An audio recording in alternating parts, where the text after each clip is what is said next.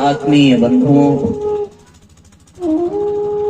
पंचदिवसीय श्रीमद् पावन प्रज्ञा पुराण कथा के तृतीय सत्र में हम सभी प्रवेश कर रहे हैं। आज के इस सुअवसर पर, प्रसंग विशेष पर आवाहित, पूजित, स्थापित समस्त देव शक्तियों को नमन वंदन करते हुए आप सभी सत्संग प्रेमी भाई बहन के हृदय में विद्यमान परम पिता परमेश्वर को प्रणाम करते हुए आइए आज की यात्रा का श्री गणेश करें। साथियों, जीवन में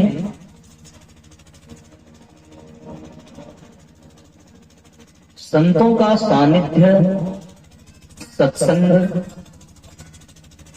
भगवान की कृपा से ही प्राप्त होता है।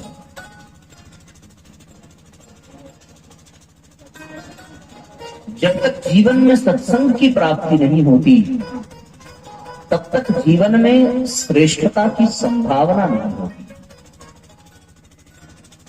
मनुष्य यदि कुछ भी श्रेष्ठ पाता है तो वो केवल और केवल सत्संग से ही पाता है।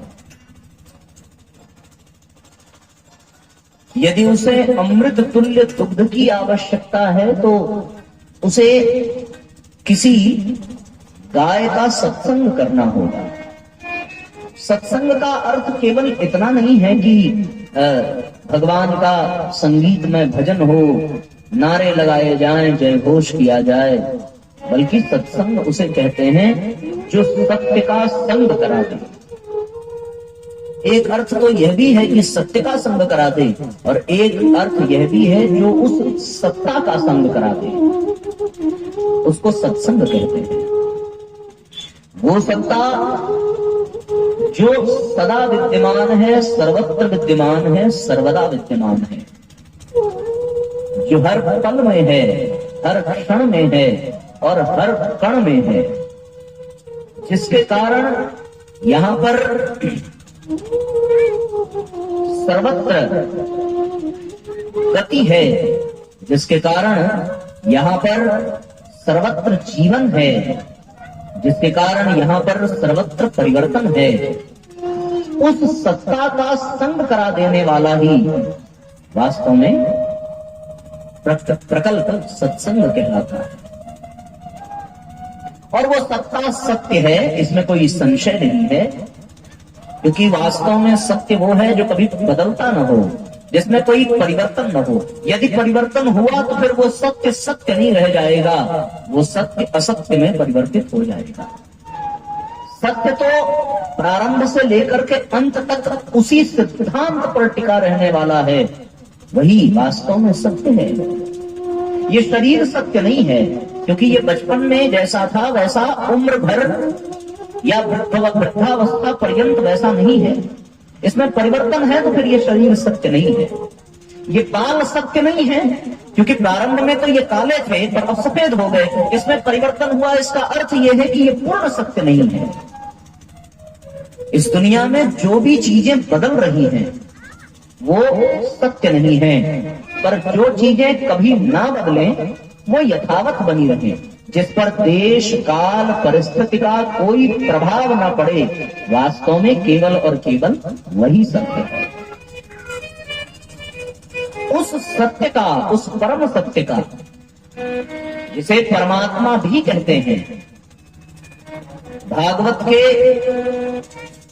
दशम स्कंध में ये श्लोक आता है, सत्यव्रतम सत्य परम त्रिसत्यम सत्यस्य योनिम निहितम च सत्ये सत्यस्य सत्य मृत सत्य नेत्रम सत्यात्मकम त्वाम शरणम व्रतम। इस श्लोक में भगवान को 9 बार सत्य शब्द से संबोधित किया गया है। 9 यानी पूर्ण अंक होता है, 9 से बड़ी कोई संख्या नहीं होती। 0 से लेकर के 9 तक में 9 सबसे बड़ी संख्या है। 9 को ही पूर्ण माना गया है। तो फिर वो संसार का जो स्वामी है वो पूर्ण सत्य है। यदि वो अर्जुन को युद्ध के लिए प्रेरित करता है तो भी सत्य है, और यदि वो रण को छोड़ करके भागता है तो भी सत्य है। यदि वो द्रौपदी का चीर उड़ता है, द्रौपदी की लाज बचाता है तो भी सत्य है, और यदि वो गोपियों के चीर हरे तो भी सत्य है। इसलिए साथियों, उस परम सत्ता का, उस परम सत्य का जो संग करा दे, जो सानिध्य दिला दे, उसी को सत्संग कहते हैं। और ये सत्संग भगवान की कृपा के बिना संभव नहीं है। जब भगवान की अहेतु की कृपा होती है तब जाकर के हम सबको जीवन में सत्संग प्राप्त होता है।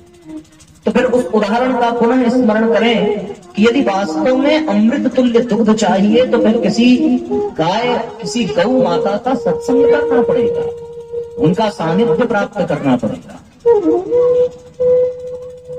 यदि किसी रसदार फल की आवश्यकता है तो फिर उसके लिए किसी वृक्ष का सत्संग करना पड़ेगा, किसी वृक्ष के साथ कुछ पल बिताना पड़ेगा। जिस चीज की हमें आवश्यकता है उस चीज को प्रदान करने वाले तत्व के सानिध्य में बैठकर हमें उसका संग करना पड़ेगा। उसी प्रकार कथा के प्रारंभ में कहा था, और कल भी ये चर्चा हुई थी कि जीवन में प्रज्ञा जागृत होनी चाहिए, जीवन में विवेक का जागरण होना चाहिए, जीवन में सद्बुद्धि का जागरण होना चाहिए। ये कब संभव है? ये तभी संभव है जब जीवन में सत्संग की प्राप्ति होती है। बिन सत्संग विवेक न होई, बिन सत्संग विवेक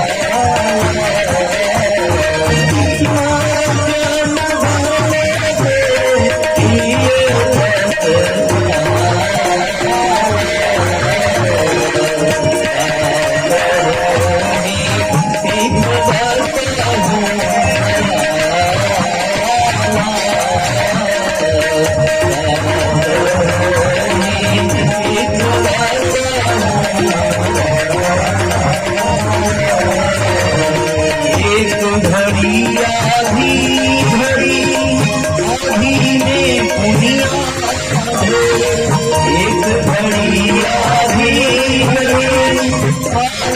में कोई तुलसी संगत साधु की कटे कोटि अपराध, तुलसी संगत साधु की कटे कोटि अपराध। दरबार वरनामो हरसि देहु श्री अंबे, पद शरणं पायनि भगति सदा सत्संग।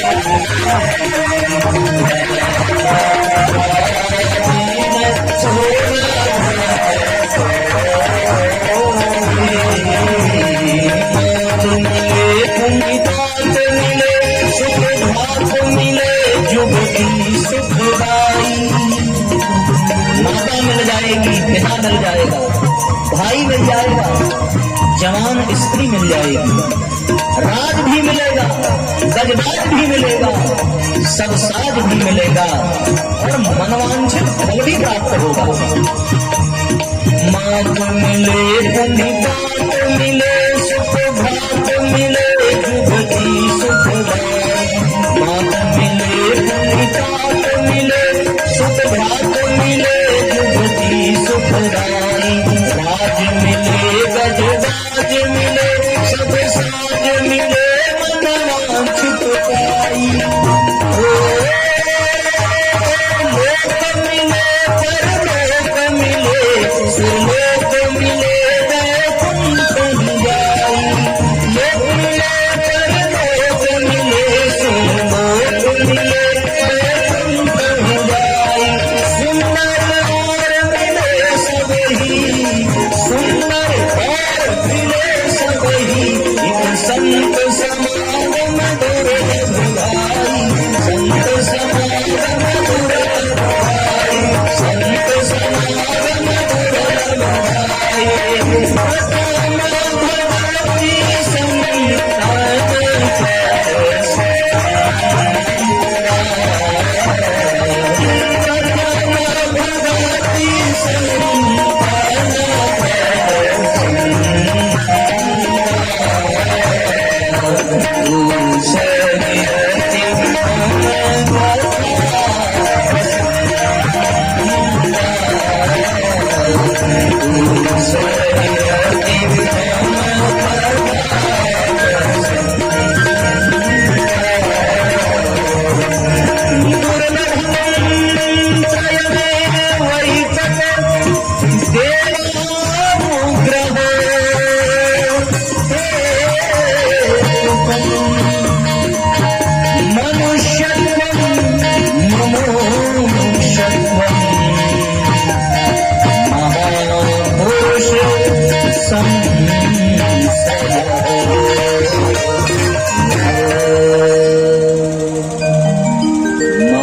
महापुरुष संश्रयः। बड़े भाग्य से मनुष्य को सत्संग मिलता है, बिन सत्संग विवेक न हो, बिन सत्संग विवेक न हुई, है ना। अभी पिताजी ने एक बात बताई कि बिना सत्संग के विवेक नहीं होगा, पर बिन बिजली सत्संग न हुई। अगर बिना सत्संग के विवेक नहीं हो सकता, बिना बिजली के सत्संग भी नहीं हो सकता। अब बेचारा कूलर भी गुस्से में हो, ऐसे ही कटता पिटता रहेगा तब तक 9 बज जाएगा। आप प्रसाद लेके अपने घर और हम भी अपने घर। तो आप लोग ये मन बना करके बैठना कि कभी भी बिजली जा सकती है, देखो, मृत्यु का और बिजली का कोई भरोसा नहीं। हम जब जब कुछ मन बना रहे हैं कि अब कुछ थोड़ा गला गर्म किया जाए, तब तक भगवान ऐसे ऐंठ दे रहे हैं कि एकदम मामला फिस हो जा रहा है। अब फिर थोड़ा मन बने, मूड बने, तब तक फिर तो ऐसे ही बनता बिगड़ता रहेगा। हम लोग सत्संग की चर्चा कर रहे थे। जीवन में शास्त्र ये कहता है कि सत्संग के बिना कुछ भी संभव नहीं है। मनुष्य यदि वास्तव में मनुष्य बनता है तो वो सत्संग के कारण। यदि राम को विश्वामित्र वशिष्ठ का संग न मिला होता तो फिर वो भगवान बन नहीं पाते।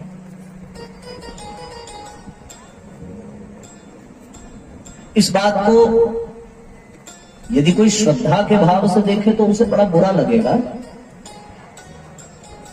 और भगवान ने खुद ऐसी लीला की है। यद्यपि जिनको वेद भी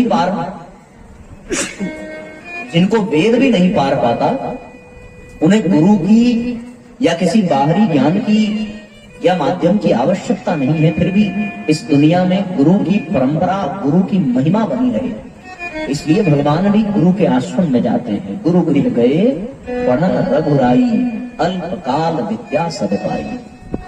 वो भी वहां जाते हैं और सत्संग के माध्यम से ही ज्ञान को प्राप्त करते हैं। जितने भी महापुरुष हुए उनको किसी न किसी का सत्संग मिला, ये आप जान लेना।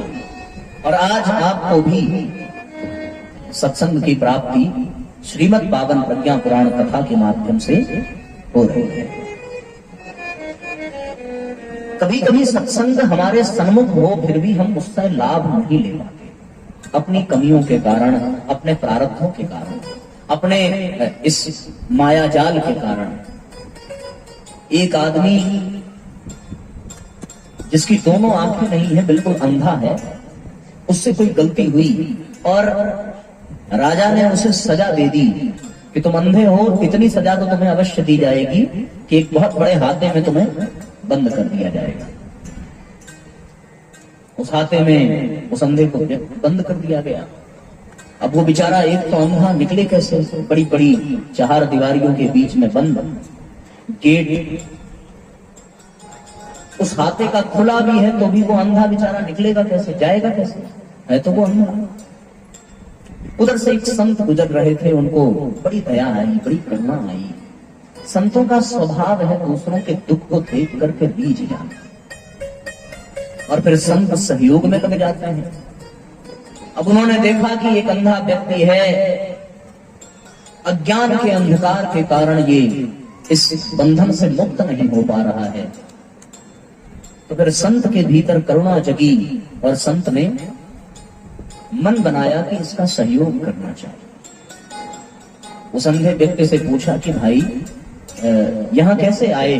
अंधा व्यक्ति कहने लगा कि भगवान, एक अपराध हो गया और उसके परिणाम स्वरूप ये सजा मिली कि मुझे यहां पर बंद कर दिया गया। मुझ पर कृपा करिए और इस बंधन से मुक्त कराइए। विलाप करने लगा, निवेदन करने लगा, हाथ जोड़ करके प्रार्थना करने लगा।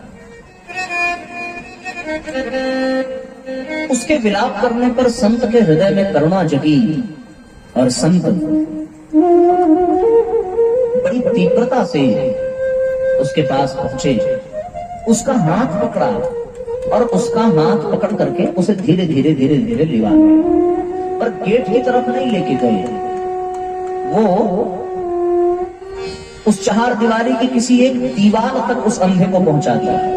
चलो तुम्हें दीवार तक पहुंचा देता हूं। संत मुक्त नहीं करता, बल्कि मुक्त करने की विधि बताता है कि तुम्हें इतनी तो मैं अवश्य मदद करूंगा, तुम्हारे प्रारब्ध में मैं हस्तक्षेप नहीं कर सकता। यदि मैंने तुम्हें मुक्त कर दिया तो फिर उस राजा के दृष्टि में मैं भी अपराधी हो जाऊंगा, क्योंकि मैंने तुम्हारे अपराध में तुम्हारा सहयोग किया है। मैं तुम्हें मुक्त तो नहीं करूंगा, पर इतना अवश्य करूंगा कि तुम्हें मुक्त होने की कोई विधि बता दूं, कोई विधा बता दूं। और उस विधि के अंतर्गत उसने उस अंधे व्यक्ति के उंगली पकड़ करके उसे रास्ता दिखाया और दीवार तक पहुंचा दिया। एक निर्देश दिया छोटा सा, एक अनुशासन दिया छोटा सा कि तुम इस दीवार को छोड़ना मत, इस दीवार को पकड़ करके धीरे धीरे धीरे धीरे आगे बढ़ना। फिर एक समय ऐसा आएगा कि तुम गेट तक पहुंच जाओगे और गेट खुला ही है, बाहर निकल जाओगे। बड़ा प्रसन्न हुआ, उसे उसकी उम्मीद जग गई, उसे एक आशा की किरण मिल गई और वो इतना प्रसन्न कि अब उसे लगा कि वो मुक्त ही है। अब उसे ये लगा कि अब तो वो मुक्त ही है, अब ये बंधन केवल नाम मात्र का रह गया है, क्योंकि मुक्त होने की विधा उसको पता चल गई। ऐसे ही हम सब लोगों को पता चल जाता है कि इस संसार से, इस भवबंधन से, इस शरीर के बंधन से, इस माया के बंधन से कैसे मुक्त होना है। जब कभी हम सत्संग में विराजमान होते हैं तो किसी ऋषि, किसी संत के कोई सूत्र हमारे हाथ लग जाते हैं और ये सूत्र लगना ही है मानो उस संत ने इन सूत्र के माध्यम से उस चार दीवारी को स्पर्श करा दिया और ये कह दिया कि अब धीरे धीरे आगे बढ़ना, तुम मुक्ति के दरवाजे तक पहुंच जाओगे और आगे बढ़ जाओगे, मुक्त हो जाओगे। वो भी बड़ा प्रसन्न हुआ, जैसे हम भी प्रसन्न होते हैं। सत्संग आदि में आकर के प्रसन्न होते हैं कि अब तो उपाय मिल गया, अब तो गायत्री मंत्र मिल गया, अब तो उपवास मिल गया, अब तो उपनिषद मिल गया, अब तो उपासना मिल गई, अब तो मुक्त होने से कोई रोक नहीं सकता, अब तो गुरु मिल गया, गुरु का संरक्षण मिल गया। तो जैसे उस संत ने उंगली पकड़ करके रास्ता दिखा दिया दीवार तक, उसी तरीके से गुरु भी उंगली पकड़ करके एक सिद्धांत बता देता है, एक अनुशासन बता देता है, एक नियम बता देता है, एक संयम सिखा देता है और ये कहता है कि बस इसी रास्ते पर चलते जाना, एक समय ऐसा आएगा कि मुक्ति के द्वार तक तुम पहुंचोगे और तुम्हें फिर मुक्त हो जाना है। कुछ करना नहीं है, बस तुम्हें चलना है। कैसे चलना है? जो नियम बताया, जो शर्त बताई, जो अनुशासन बताया, उसका पालन करते हुए बस एक एक कदम बढ़ाते जाओ। राम राम गुनगुनाते हुए वो व्यक्ति आगे बढ़ता गया और बढ़ते बढ़ते सच में वो मुक्ति के दरवाजे तक पहुंचा, उस गेट तक पहुंचा। पर प्रारब्ध तो प्रारब्ध ही होता है, होनी को कोई टाल नहीं सकता। ये तो फिर कोई अहेतु की कृपा हो जाए तो ही होनी को टाला जा सकता। और बड़ा गजब है कि जैसे ही वो गेट पे पहुंचा वैसे ही उसके साथ एक बड़ी विचित्र सी घटना घटी। और विचित्र सी घटना ये घटी कि गेट पर पहुंचते ही उसके शरीर में खुजली हुई और जब खुजली हुई तो फिर वो दीवार को छोड़ देता है और दीवार को छोड़ते ही वो अपने शरीर को खुजलाने लगता है। जैसे ही अपने शरीर को खुजलाया, अच्छा वहीं रुक गया होता तो भी कुछ बिगड़ता नहीं। खुजलाते खुजलाते वो रुका नहीं, खुजलाते खुजलाते वो आगे बढ़ता गया और बढ़ते बढ़ते गेट का जो दायरा था वो बीत गया। फिर हाथ आगे बढ़ाया, फिर से दीवार। अब उसे ये लगा कि अभी तक गेट आया ही नहीं है, पर मामला क्या था? गेट तो आया लेकिन उस खुजली ने उसे विवश कर दिया उस दीवार को छोड़ने से। ध्यान रहे, संत का सानिध्य भी मिला, उसे वो अनुशासन भी मिला, वो सिद्धांत भी मिला, वो उपाय भी मिला, वो रास्ता भी मिला, वो सहयोग भी मिला, वो संरक्षण भी मिला। सब कुछ प्राप्त होने के बावजूद भी वो मुक्ति के द्वार पे पहुंच करके फिर से उसी चक्कर में उलझ गया जिस चक्र में उसने शुरुआत की।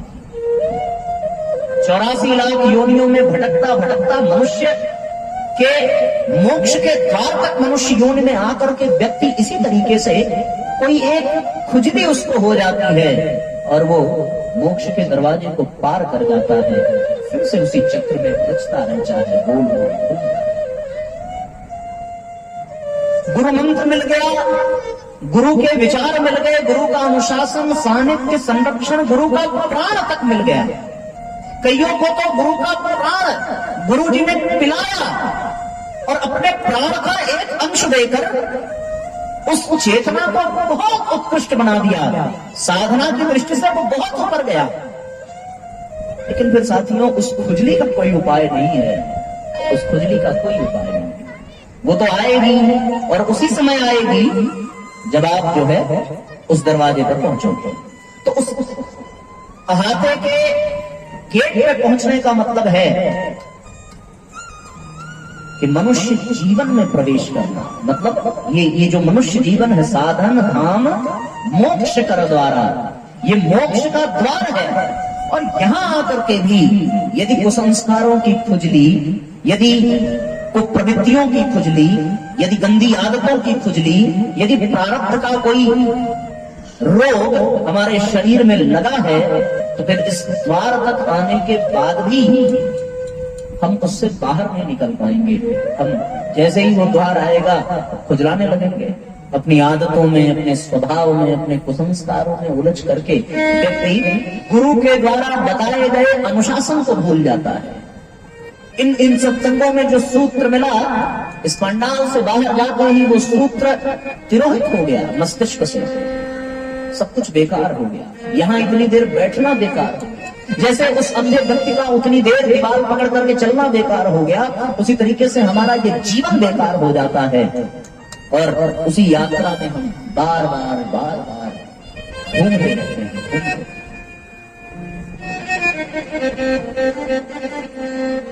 रास्ता मिल जाता है। ध्यान रहे, वो पकड़ करके बाहर नहीं कर देगा। यदि उसने पकड़ करके बाहर कर दिया तो फिर कर्म फल का सिद्धांत झूठा हो जाएगा। फिर तुमने जो किया है उसको भोगेगा कौन? क्योंकि उसी यात्रा में तो तुम्हारे सारे कर्म के बंधनों को काटना है उसको।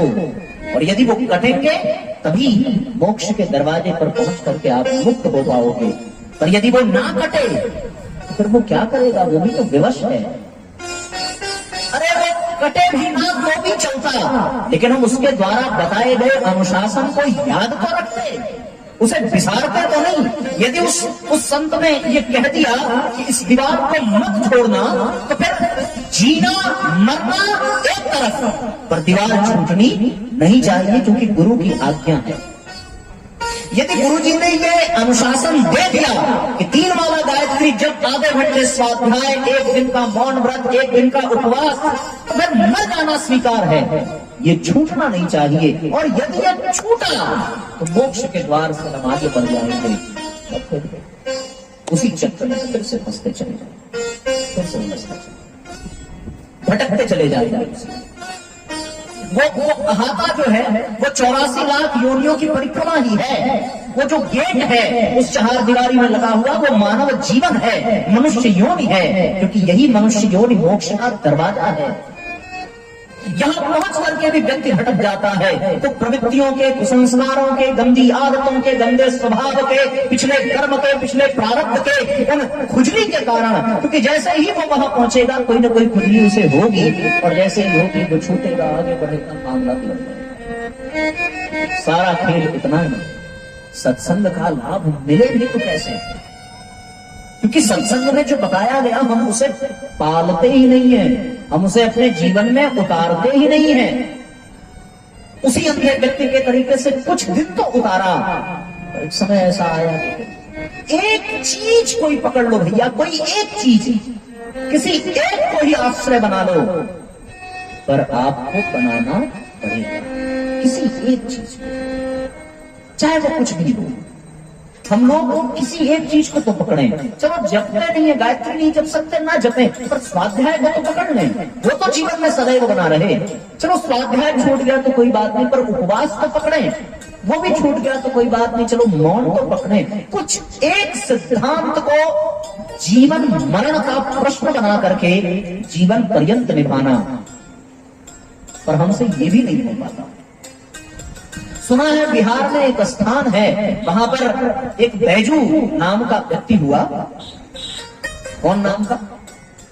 बैजू नाम का।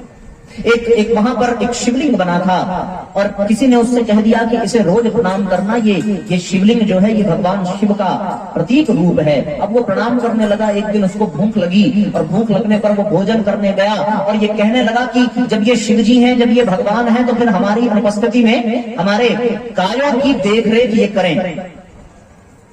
अब उसका इतना विश्वास, भोजन करने गया, पर उसके कह देने भर से तो शिव जी उसकी गाय की रक्षा करेंगे नहीं।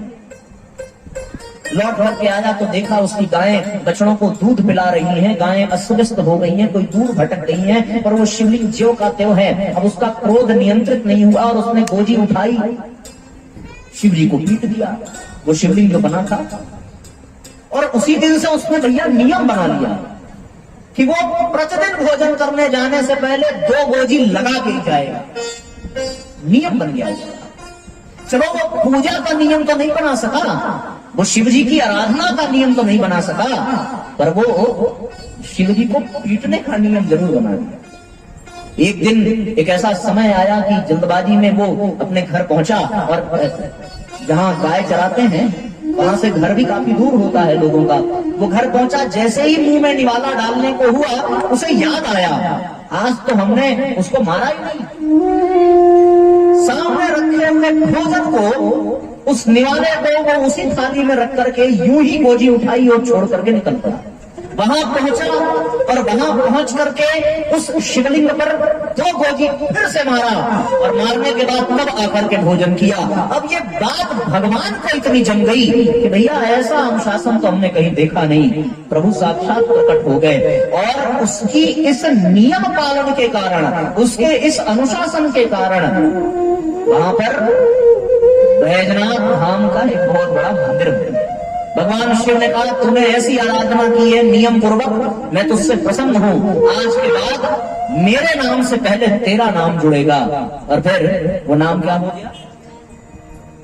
बैजनाथ धाम। केवल एक नियम निभाने के कारण, गलत ही सही पर तुम निभाओ तो सही। भगवान को विधि से मतलब नहीं है, वो विधि भाव से हो या प्रभाव से हो, इससे भगवान को कोई मतलब नहीं है। वो तो केवल समर्पण देखता है, समर्पण के भाव को भाव अलग आलस हूं, नाम जपत मंगल किस रस हूं। चाहे भाव से जपो चाहे कुभाव से जपो, अलग बिना मन के आलस हूं, चाहे आलस्य में जपो। कुछ लोग होते हैं आलस्य में भी भगवान का नाम जपते हैं। सवेरे सोकर के उठेंगे, दोनों हाथ ऊपर उठाएंगे, हे राम ऐसे करके आलस्य में भी जपो तो भी चलेगा। भगवान ये कहता है कि नाम जपत मंगल किसी रस। नाम का जप करना वो नियम पालन करना देखता है, वो समर्पण देखता है। और ये बात मुझे कहने में बड़ा गर्व होता है। गुरु जी की कृपा, गुरु जी का संरक्षण। रास्ते में हम लोग चर्चा कर रहे थे स्वाध्याय का। बाकी कोई नियम चले या ना चले, पर वो नियम तो अटूट बंधन के तरीके से चलता है। स्वाध्याय वाला आज 708 दिन लगातार। देखो कब इसको परमात्मा पूर्णता प्रदान करता है, और उसी स्वाध्याय का देन है कि फिर यहां बैठ करके किसी विषय की तलाश नहीं करनी पड़ती, किसी विषय को खोजना नहीं पड़ता, किसी विषय को उठा करके उस पर तैयारी करने की आवश्यकता नहीं पड़ती। बस बैठ गए तो फिर बैठ गए, और वो प्रवाह शुरू हो गया, वो प्रारंभ हो गया, तो फिर प्रेरणा से वो विचार आते रहते हैं और आप सबके सामने परोसते रहते हैं। इतना लाभ तो प्रत्यक्ष है, और परोक्ष वाला हिसाब वो रखे। तो सब मिलाकर के कहने का तात्पर्य बस इतना है कि यदि कोई सिद्धांत मिल भी जाए, यदि कोई सूत्र मिल भी जाए, यदि कोई अनुशासन मिल भी जाए, यदि कोई संत मिल भी जाए, यदि कोई गुरुमंत्र मिल भी जाए, यदि कोई गुरु मिल भी जाए, तो कम से कम इतना तो करो कि एक बार जो कसम खा ली तो फिर मर जाना स्वीकार है, पर उसे तोड़ना नहीं है। बिन भजन भोजन नहीं, बिन स्वाध्याय शयन नहीं, ये गुरु जी ने सूत्र दिया है। गुरु जी के सैकड़ों वाक्य हैं, सद्वाक्य। सब भले ना समझो, पर कोई एक तो उठा करके देखो। अपना सुधार ही संसार की सबसे बड़ी सेवा। अब इस वाक्य को यदि जीवन में उतार लिया तो फिर कुछ और उतारना शेष रह जाएगा। हम बदलेंगे, युग बदलेगा। किसी एक को तो अपना करके देखो, एक बनेंगे, नेक बनेंगे। अरे नेक बनने के बाद फिर और बनना बचा क्या? भगवान को वो नेक ही तो चाहिए, वो निर्मल मन वाला ही तो चाहिए। निर्मल मन जन सो मोहि पावा, मोहि कपट छल छिद्र न भावा, है ना? बस इतनी सी बात है। सन्मुख होई जीव मोहि जबरी, जन्म कोटि अघ, यानी पाप नाश ही तब। वो सामने तो आवे, भले ही वो जी लेकर के आवे बैजूनाथ के तरीके से, उसे फूल की अपेक्षा नहीं है आपसे, उसे अक्षत की अपेक्षा नहीं है, उसे जल नहीं है चाहिए आपसे। वो तो पूरी सृष्टि का मालिक है। जो दुनिया को प्रकाशित करता है वो आपके दीपक का मोहताज हो। जो पूरी धरती के प्रत्येक प्राणियों का पेट भरता है, उसे आपके 2 दाने चावल की आवश्यकता पड़े, कुछ नैवेद्य, कुछ मीठे की आवश्यकता पड़े, बात ऐसी नहीं है। जो हर डाली में, हर कली में पुष्प को खिलाता हो भैया, उसे आपके द्वारा चढ़ाए गए पुष्प की कोई आवश्यकता नहीं है। वो तो बस उसको चढ़ाने के पीछे आपका भाव दिखता है। और ये लाभ सत्संग से ही प्राप्त होता है। सत्संग में ही वो सूत्र मिलते हैं, सत्संग में ही वो सानिध्य, वो सिद्धांत, वो अनुशासन, वो नियम, वो संयम का संकल्प कराया जाता है। पर जो मन में आ जाए उसे जीवन भर निभाना तो आवश्यक है। इतना तो करना पड़े। एक बार जो ठान ली तो ठान ली, फिर दुनिया इधर से उधर हो जाए। रावण में लाख बुराई हो पर समर्पण में कमी नहीं थी। सुना है कि पुष्प चढ़ाता है पर पुष्पों की संख्या कम हुई तो अनुष्ठान टूटे ना। भला ऐसा कौन होगा जो अपना मस्तक काट करके चढ़ा दे, और फिर वो मस्तक काट के चढ़ाने के बाद उसे दशानन होने का सौभाग्य मिला कि तुम काटते जाओ, कभी खत्म नहीं होगा। फिर राम जी भी भले क्यों ना सामने ब्रह्म खड़ा हो और वो तुम्हारे मस्तक को काटे, पर वो मस्तकों को चुका नहीं सकता, क्योंकि तुम्हारा समर्पण ऐसा है। उसका लाभ उसे मिला। वो अलग बात है कि वो पराजित हुआ अपने अहंकार के कारण, पर जो समर्पण उसने मस्तक काट करके दिया था, उसे मस्तक का अभाव तो महादेव ने नहीं होने दिया। नियम जो ठान ली सो, ऐसे लोग भगवान को जानते हैं कि दुनिया इधर से उधर हो जाए, भगवान भी ऐसे लोगों को ही चाहता है। आप ये मान लें। एक मजे की बात बताऊं। एक संत हुए माधव दास, वृंदावन की कथा सच्ची घटना है। संत माधव दास, उनका एक नियम था। नियम यह था कि जब संतों की पंगत बैठती थी तो फिर उस संतों की पंगत में भोजन के पश्चात जो पत्तल में भोजन जूठन बच जाता था, वो जूठन ही वो केवल खाते थे। संतों की प्रसादी समझ करके केवल उसी जूठ को खाते थे और उसी से अपना पेट, सारे पत्तल उठाते और सब में से जो संत कुछ कुछ छोड़ते उसको वो प्रसाद समझ करके खाते। ये उनका नियम था। 24 घंटे में एक ही बार भोजन करेंगे, पर संतों के द्वारा छोड़ी गई प्रसादी का ही भोजन करेंगे। इतना आश्चर्य नहीं, आश्चर्य की बात तो यह कि उस जूठन को भी वो भगवान को भोग लगा करके खाते थे। ये उनका नियम था कि अन्न तो ब्रह्म है, भले ही संतों का जूठन पर मेरे लिए प्रसाद है, और जो मेरे लिए प्रसाद है वो मेरे गोविंद को भी मिलना चाहिए। गोविंद को चढ़ा भगवान बड़ा कौतुकी होता है, वो तो परीक्षा लेता है।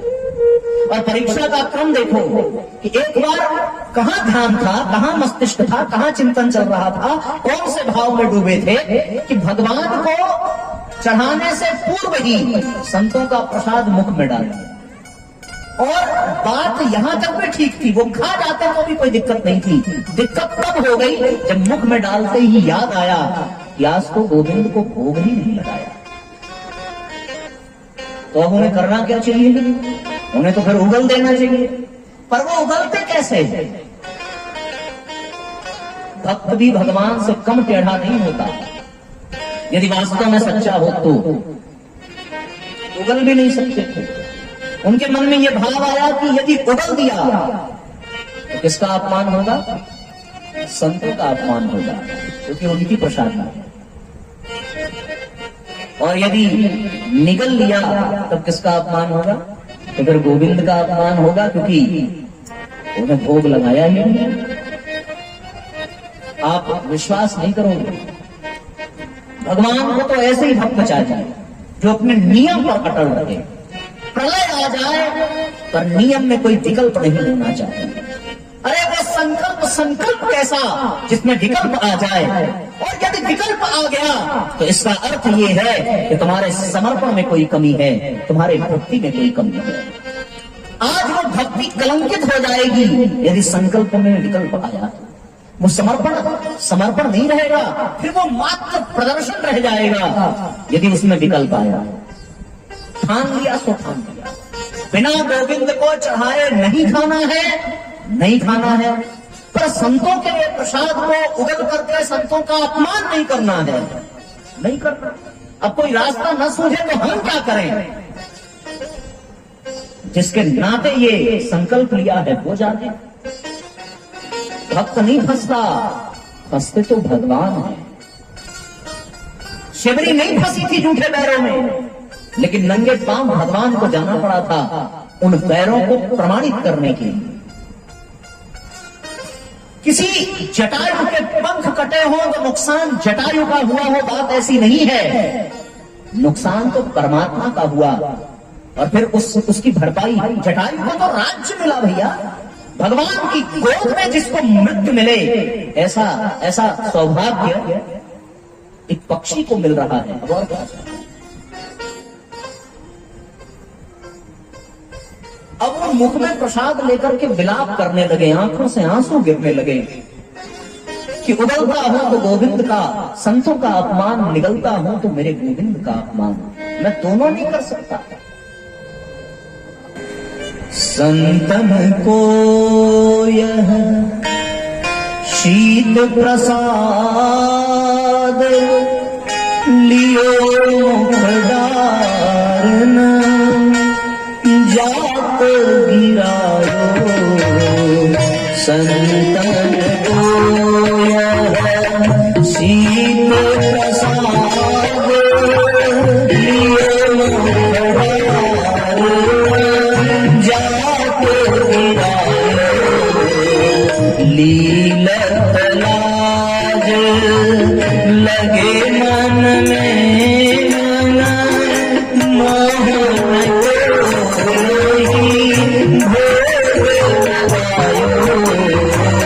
लीलत लाज लगे मन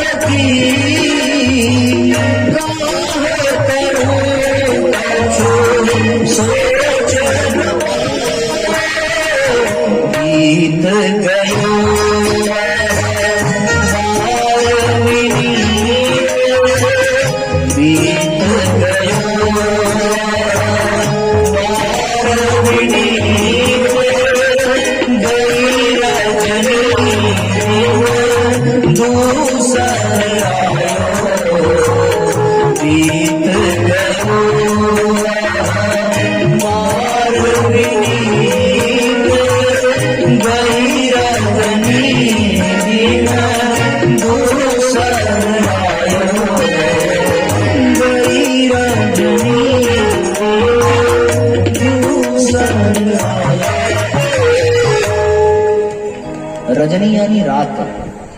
रात को हिंदी साहित्य में रजनी कहते हैं। मुख में प्रसाद लिए रात भर विलाप करते रहे, कई रजनी दिन दूसर आए। देखो दृढ़ संकल्प इसको कहते हैं। कोई और होता तो वो विकल्प निकाल लेता, चलो भगवान से क्षमा मांग लेंगे, आवाहनम न जाना विनय वजाना पूजनम विसर्जनम न जाना क्षमस्व परमेश्वर, मंत्रहीनम क्रियाहीनम भक्तिहीनम सुरेश्वर। ऐसे लोगों से भक्ति नहीं होती जो विकल्प निकालते हैं। भक्ति तो मुंशी दादा जैसे लोगों से होती है जो जीभ ही काट करके निकालते हैं। एक बार कुमार चढ़े तो फिर भगवान को भी विवश होना पड़ेगा। लो नहीं है तो नहीं है, तू दादा कुछ वैसा ही रहा होगा। वो गई रजनी दिन दूसर आयो, पूरी रात रोते रहे, आंख से आंसुओं की धार बहती रही। जब ब्रह्म मुहूर्त आया तो फिर वैकुंठ में वो सिंहासन दो आना पड़ा।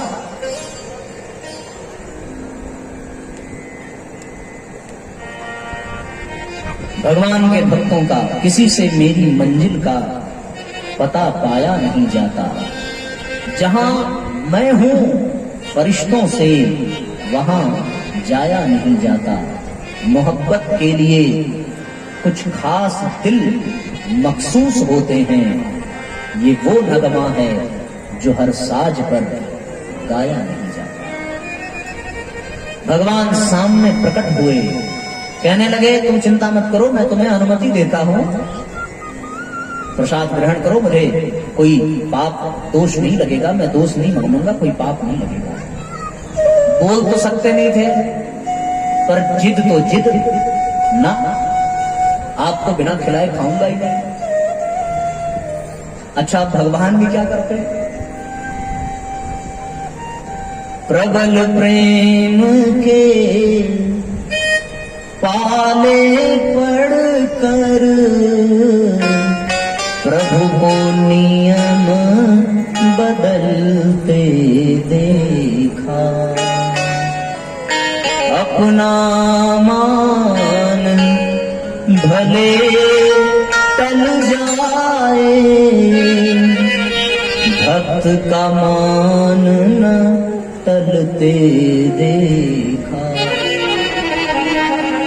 प्रबल प्रेम के पाले पड़कर प्रभु का नियम बदलते देखा। अपना मान भले टल जाए, भक्त का मान न टलते देखा। भक्त का मान न टलते देखा। प्रबल प्रेम के पाले पड़कर प्रभु का नियम बदलते देखा। प्रभु का नियम बदलते देखा। अपना मान भले टल जाए, अपना मान भले टल जाए, भक्त का मान न टलते देखा। भक्त का मान न टलते देखा। भक्त का मान न टलते देखा। जिनके केवल कृपा दृष्टि से सकल सृष्टि को फल दे देता। जिनके केवल कृपा दृष्टि से सकल सृष्टि को फल दे देता। उनको के रस पर वो के रस पर सौ पार न चलते देखा। सौ पार न चलते देखा। जिनके चरण कमल कमल के, जिनके चरण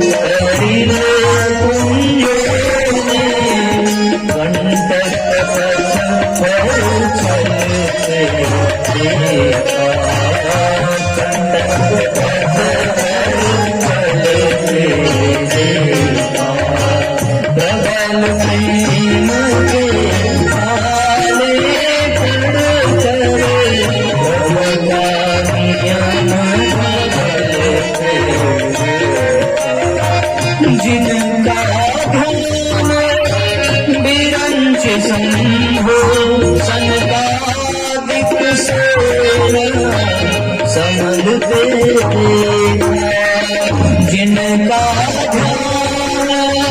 निरंज शंभो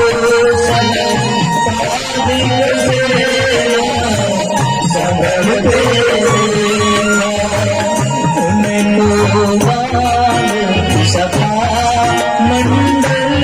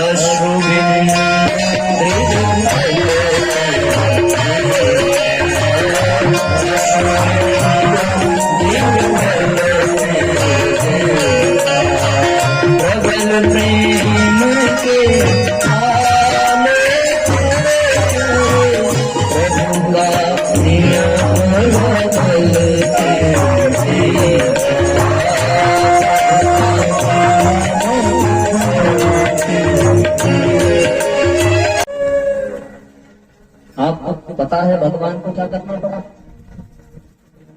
वो तो जिद कर बैठे, बिना खिलाए खाऊंगा नहीं और जो मुंह में है उसे बाहर आना। मैं तो नहीं गिरा सकता, आप विश्वास नहीं करोगे।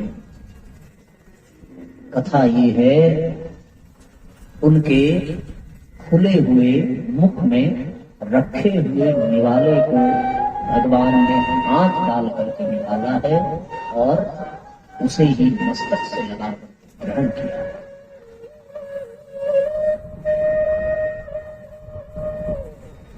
तब जाकर के उन्होंने प्रसाद ग्रहण किया। ऐसा नियम का अटल, ऐसा सच्चा समर्पण हो तो भगवान को भी आना होगा। ऐसे भगवान, ऐसे सत्संग का लाभ नहीं मिल जाता। सत्संग का लाभ पाने के लिए किसी एक नियम पर अटल होना पड़ेगा। और ये जान लेना कि जिस दिन उस नियम के पालन में कोई अवरोध आ रहा है, वो इस बात का प्रमाण है कि अब वो परमात्मा परीक्षा है। ये जान लेना, जिस दिन उस नियम के पालन में कोई अवरोध आ रहा है, वो इस बात का प्रमाण है कि वो परमात्मा परीक्षा ले रहा है।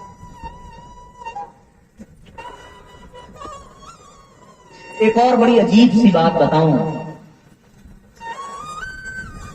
एक आदमी प्रतिदिन भजन पूजन करता था। एक दिन रात भर जगने के कारण वो समय से उठ न सका। लाइट चली गई होगी, मच्छर काट रहा होगा, या फिर रामचरितमानस का पारायण जैसे कल रात में हुआ था, ऐसा कुछ हुआ होगा। उसकी निद्रा खुली नहीं, नियम टूट गया। दिन भर रोता रहा, दिन भर। एक पल भी वो परमात्मा को भुला नहीं सका, एक पल भी। पूरा दिन पश्चाताप की अग्नि में जलता रहा। हर बार परमात्मा से क्षमा मांगता रहा, बार बार नेत्रों से आंसू पोंछते जाता, पर आंसू गिरते जाते। बड़ा विचित्र उसका दिन बीता। इतना दुखी तो वो जीवन में कभी नहीं हुआ क्यों? उसका एक बार नियम टूट गया, किसी कारणवश नहीं उठ पाया। सवेरे की संध्या वंदन धरी की धरी रही, बिना किए घर से कार्यालय के लिए निकल पड़ा। बहुत दुखी हुआ, भगवान से क्षमा मांगता क्षमा। अगले दिन फिर सोया, वो नियम फिर से चल पड़ा। कुछ दिन बाद फिर किसी कारणवश उसकी नींद नहीं खुली, तो फिर ब्रह्म मुहूर्त होते ही किसी ने उसे झकझोर करके जगाया। अब वो जाग करके बैठ गया। जाग करके बैठा तो फिर उसने पूछा कि मुझे जगाने वाले आप कौन हो?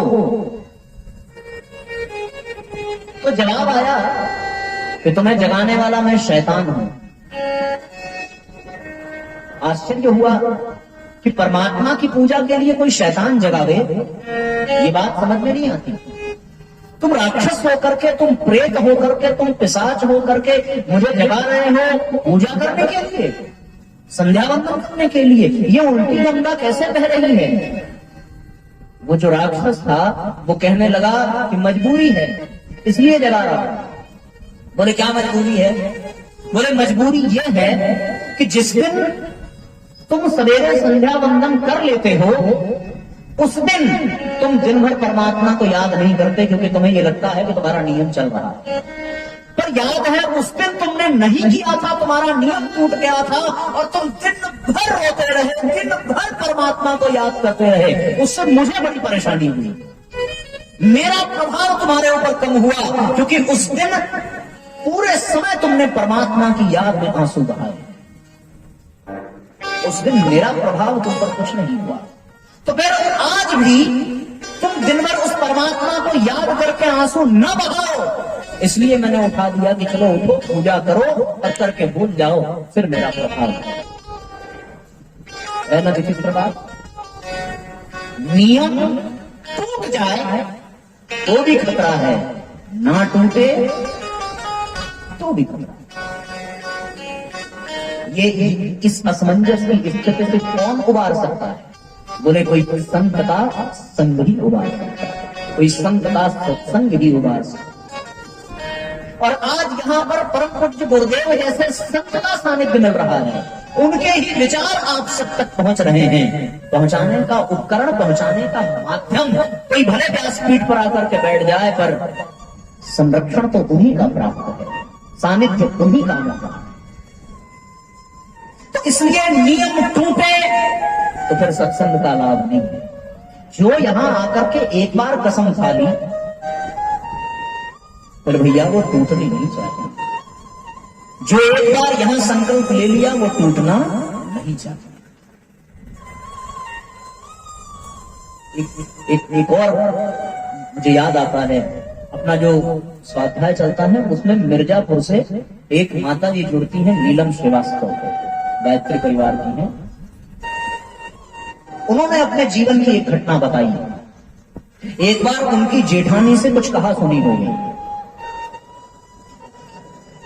जेठानी से कहा सुनी हुई बात इतनी बढ़ गई कि तू मैं का प्रभाव ये पड़ा कि बंटवारे की स्थिति आ गया। कभी बात नहीं करूंगी, कभी रिश्ता नहीं रखूंगी, कभी शक्ल नहीं देखूंगी, मेरा ये दे दो, अपना ये ले लो, सब हो गया। लेकिन एक नियम था उनका छोटा सा। नियम क्या था? नियम ये था कि शाम होते होते वो प्रतिदिन एक कप चाय बनाती थी और जेठानी के साथ बैठ करके पीती। ये नियम। अच्छा, झगड़ा तो हो गया, दिन बीत गया, शाम आ गई, चाय बनाने का टाइम आया। अब अंतर्द्वंद शुरू हुआ, क्या करूं? नियम को निभाऊं या तोड़ूं? पर गुरुजी से जुड़ने के कारण, गायत्री जपने के कारण कुछ सद्बुद्धि, कुछ सन्मार्ग, चाय उन्होंने बनाई, अपनी भी बनाई, अपने जेठानी की भी बनाई। याद क्या किया? याद ये किया कि जब वो गर्भवती थी तो उनके गर्भ में पलने वाले शिशु के लिए जब तक उसका जन्म नहीं हो गया तब तक उनकी जेठानी ने दिन रात एक करके उनकी सेवा की थी। उतना तो उनकी सास ने भी नहीं किया, उतना उनके मायके वालों ने नहीं किया, उतना ससुराल में और किसी ने नहीं किया। बस इस एक उपकार को याद करके उन्होंने चाय बनाया और फिर संकोच के साथ या भय के साथ या जैसे भी कह लो, वो चाय की प्याली लेकर के, चाय का प्याला लेकर के वो अपने जेठानी के कक्ष में गई, चाय रखा, उनके पैर छुए, माफी मांगी और ये कह दिया कि यदि आप चाय नहीं पियोगी तो फिर मैं आज के बाद चाय नहीं पीऊंगी और न कभी बनाऊंगा।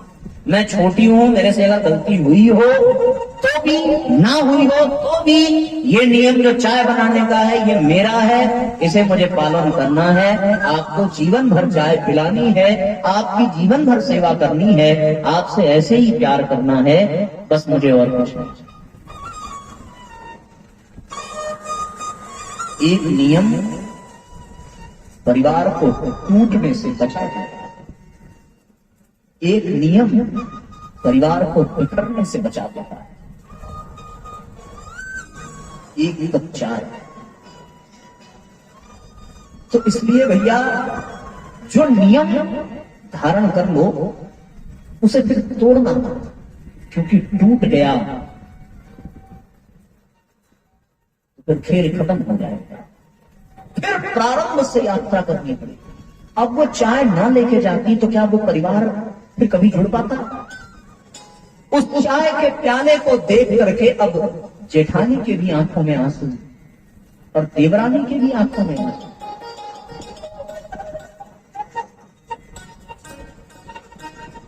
पता नहीं चला कि गलती किसकी है, लेकिन देवरानी ने भी क्षमा मांगी, जेठानी ने भी क्षमा मांगी। दोनों बहनों ने गले लगा करके एक दूसरे को माफ किया और फिर दोनों ने साथ साथ चाय पी। दिन भर का झगड़ा, दिन भर का मतभेद, दिन भर का मनमुटाव कहां चला गया, कोई जान न सका। घर की बात घर में ही रह गई, आंगन में बंटवारा नहीं हुआ, केवल एक नियम के बाद। यदि हम भी कोई एक नियम बना लें तो फिर उसी एक नियम के सहारे व्यक्ति का पूरा जीवन तर जाएगा, इसमें कोई दो राय नहीं। एक नियम के सहारे। एक आदमी से पूरा घर परेशान है। मैं आज इस विषय को छोड़ने वाला नहीं हूं, जो विषय चल रहा है इस विषय को मैं छोड़ने वाला नहीं हूं। इससे संबंधित जितनी बातें, जितने विचार मन में आएंगे, मैं स्वयं को रोकूंगा नहीं आज, क्योंकि मैं चाहता हूं और ये मेरी प्रबल इच्छा है कि हम सभी बार बार सत्संग सुनते होंगे, बार बार प्रज्ञा पुराण सुना होगा, बार बार कसम खाई होगी, पर हर बार वो टूटी होगी। आज जो लेकर के जाना वो मत छोड़ना, बस एक ही उद्देश्य है।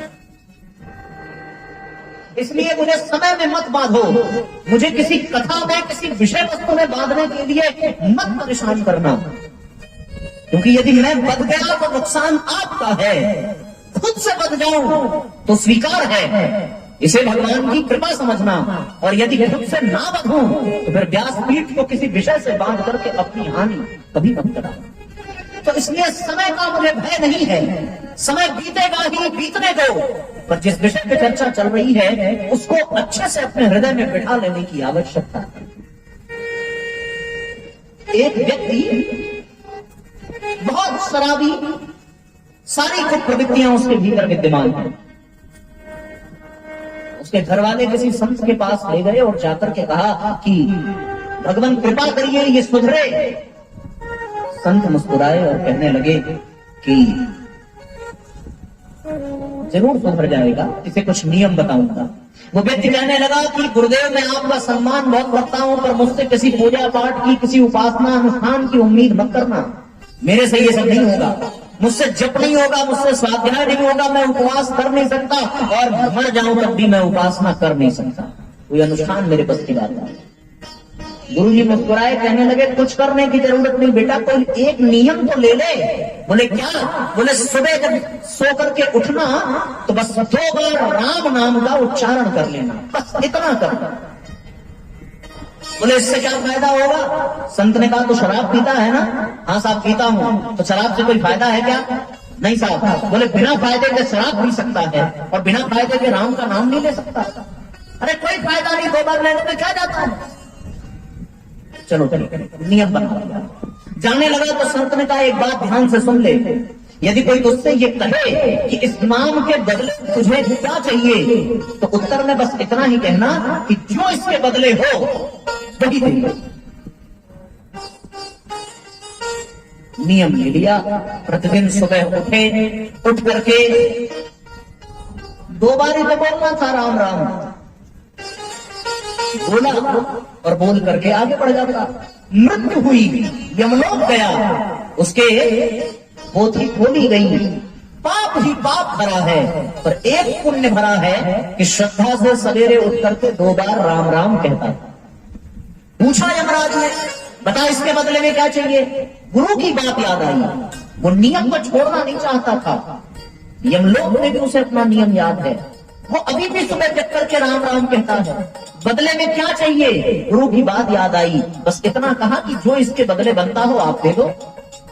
यमराज को क्या पता कि राम की कीमत क्या है, राम नाम की कीमत क्या है। बोले सृष्टि की रचना करने वाले ब्रह्मा जी के पास चलना चाहिए। उस व्यक्ति को ब्रह्मलोक लेकर के गए, जो आज तक धरती लोक पर रहने लायक नहीं था, वो आज केवल एक नियम के कारण कहां पहुंचा, ब्रह्मलोक पहुंचा।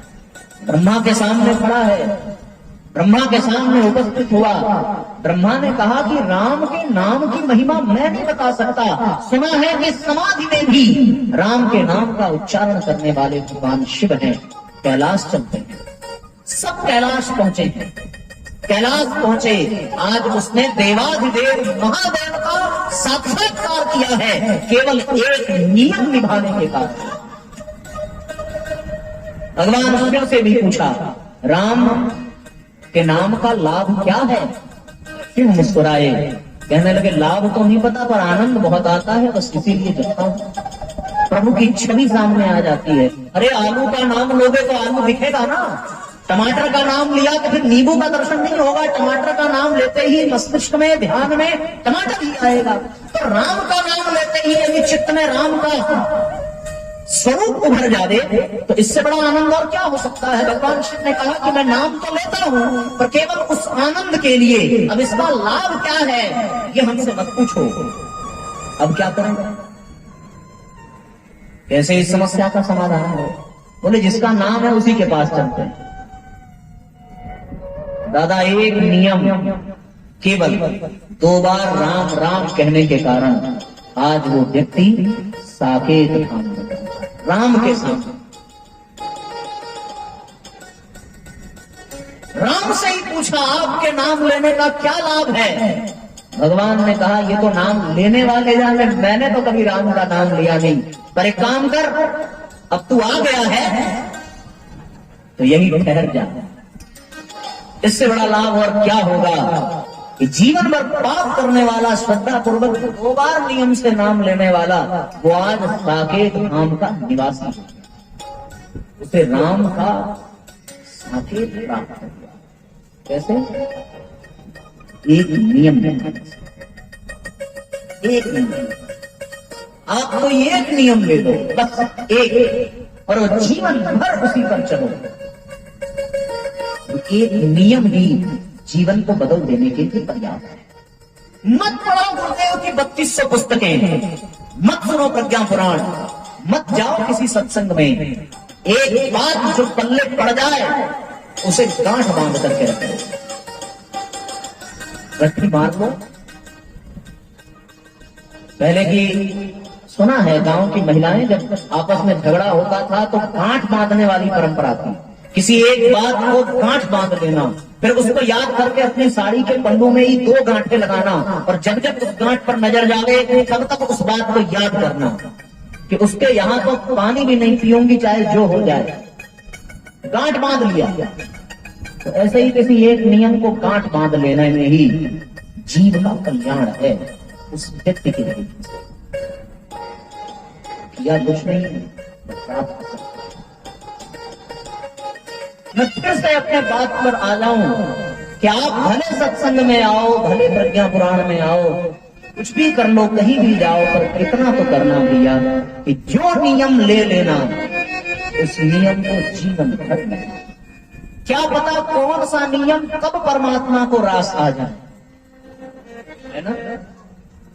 कोठरी मन की सदा रख साफ बंदे, कौन जाने कब स्वयं प्रभु आए। तुम बुलाते हो उसे अति भावना से, कौन जाने कब निमंत्रण मांगे। वो तेरी मन की सदा साफ बंदे, कौन जाने कब स्वयं भगवान बैठे। ओ तेरी मन की सदा साफ बंदे, कौन जाने कब स्वयं भगवान बैठे। याद संयम को उसे भावना से, कौन जाने कब निमंत्रण कौन जाने कब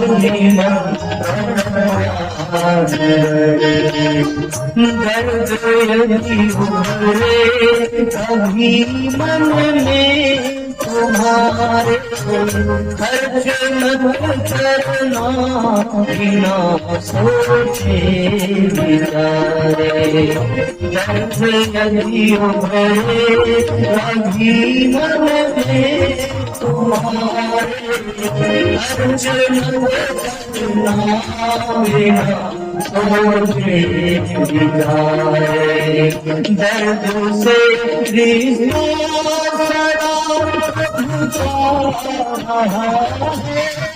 नाम करुणा सिंधु रहा है। दर्द से नाम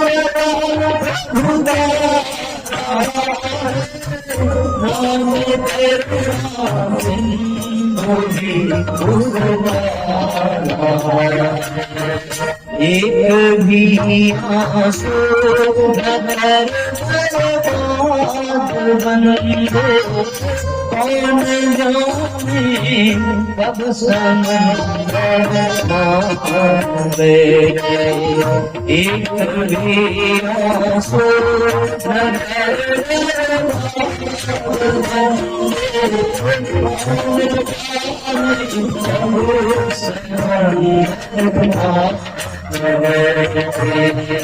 ओ तेरी मन की सदा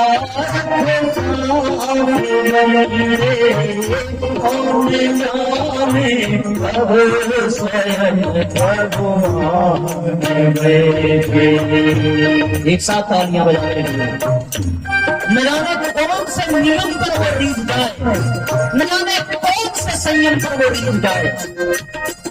इसलिए दूध आंसू भी बर्बाद मत करना, न जाने कब वो उस एक आंसू को समंदर मान बैठे और तुम्हारे ऊपर बीत जाए।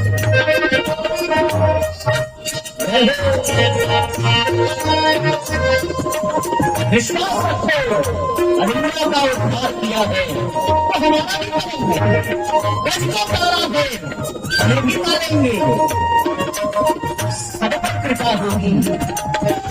इसलिए नियम को दिखाओ।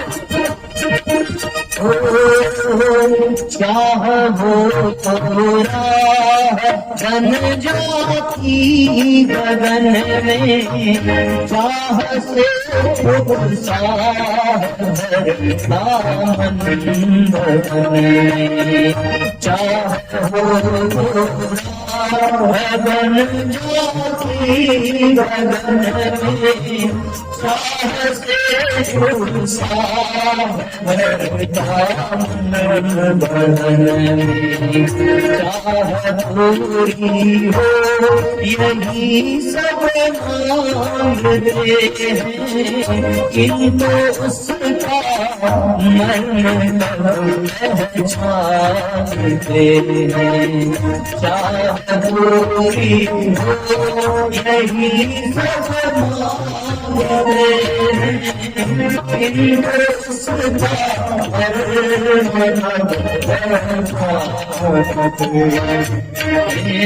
सर्वभूतल पर बढ़े कैसे विधाता, सर्वभूतल बढ़े कैसे विधाता, नरक में ही सुख मनुज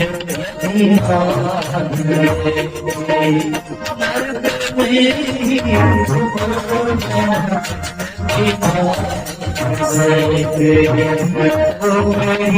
मन भी साधारण कौन जाने कब स्वयं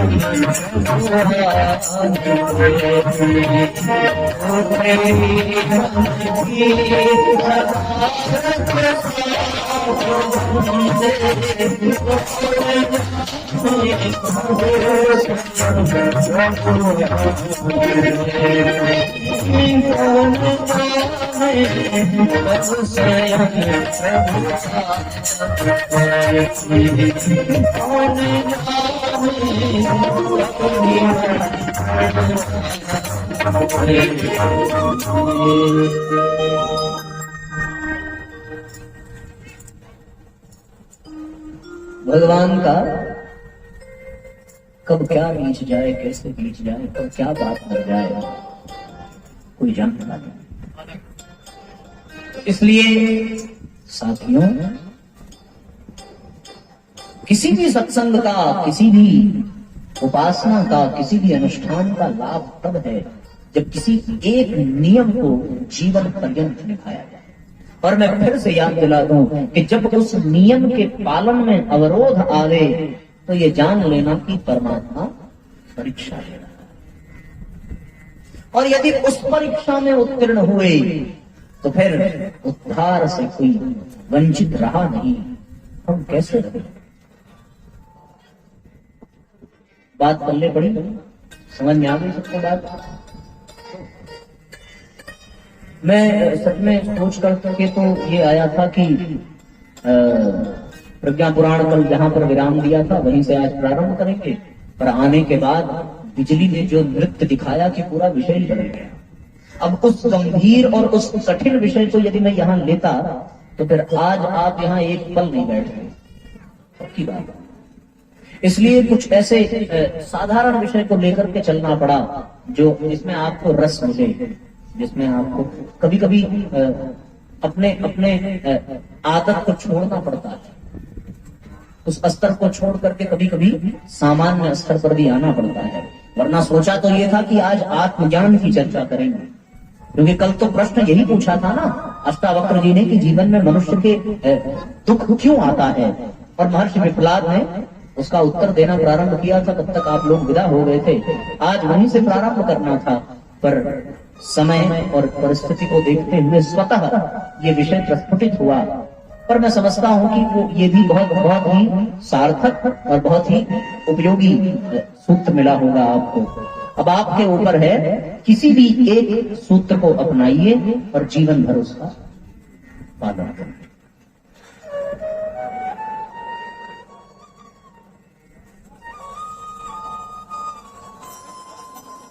तो अब आइए इस चिंतन धारा से खुद को समेट करके कथा धारा में प्रवेश करें।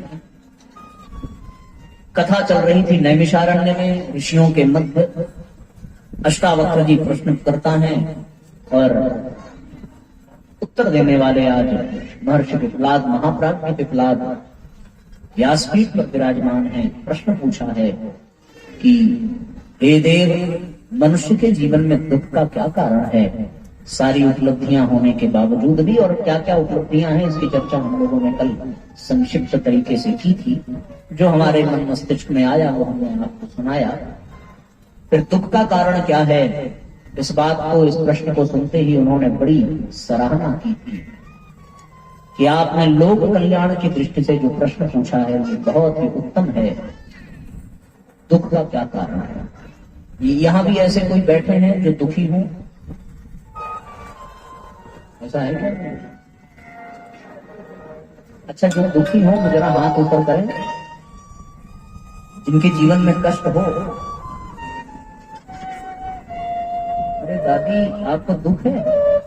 और किसको किसको दुख हो? दादा, आपको भी? अरे वाह! और कौन कौन दुखी आत्मा बैठा है भाई? एक और, दो और। अरे ये बढ़ते जा रहे। मास्टर साहब, आप भी दुखी हो क्या? अच्छा,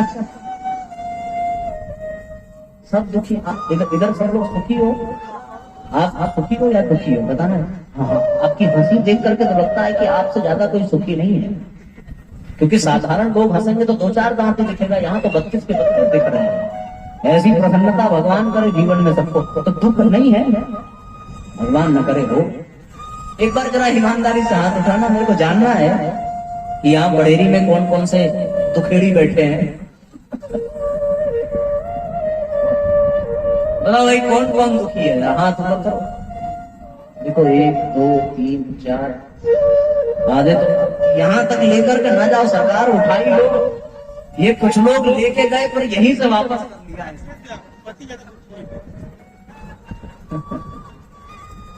तो इसलिए चलो कोई बात नहीं, दिल की बात दिल्ली में रहे।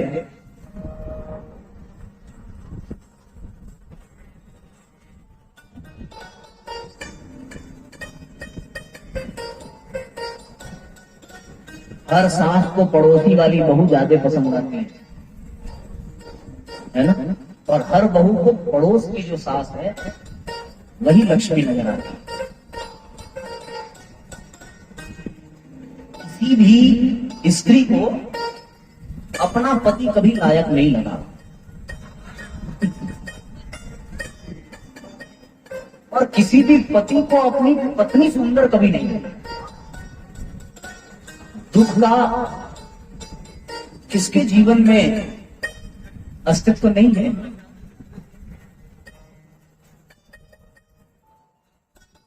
हर बच्चे की नजर में उसके माँ बाप उसे कम मानते हैं,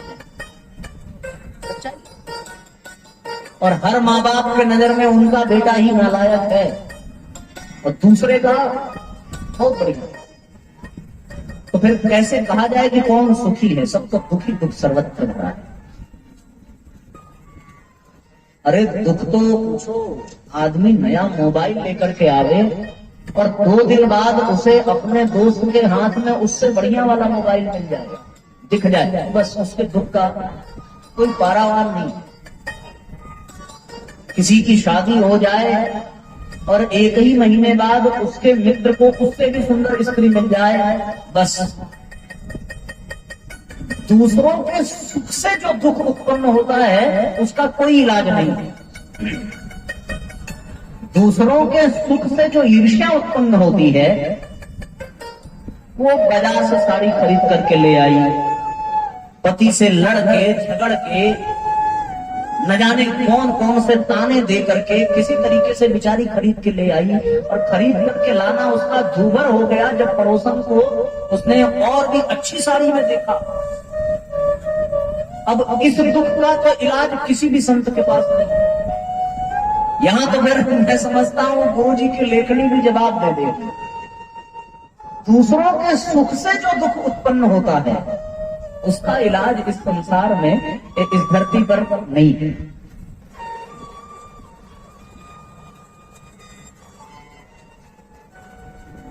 तो प्रश्न पूछा है कि दुख के कारण क्या है, और बहुत गहराई से उन्होंने दुख के 3 कारण बताए हैं। श्रीमद् 52 प्रज्ञा पुराण कथा आपने सुना होगा, द्वितीय खंड में, प्रथम खंड के 2य अध्याय में, और 3 कारण ये बताए। पहला कारण कि मनुष्य अपने स्वरूप को भूल चुका है, ये उसके दुख का पहला कारण। वो वास्तव में कौन है इस बात का उसे ज्ञान ही नहीं है। जो नहीं है वही वो स्वयं को मानकर बैठा है। उसके दुख का कारण ये है। दूसरा कारण बताया कि मनुष्य के पास जो प्राप्त है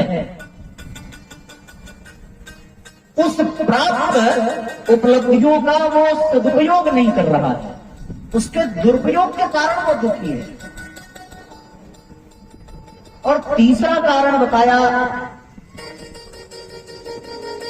कि उसे जिस पथ पर चलना चाहिए उस पथ का वो चयन करने की बजाय जिस पर नहीं चलना चाहिए उसका वो चयन करता है। यही तीन कारण प्रत्येक जीव के दुख के मूल में है। पहला कि वो अपने स्वरूप को भूल बैठा है, ये आप जान लो। हम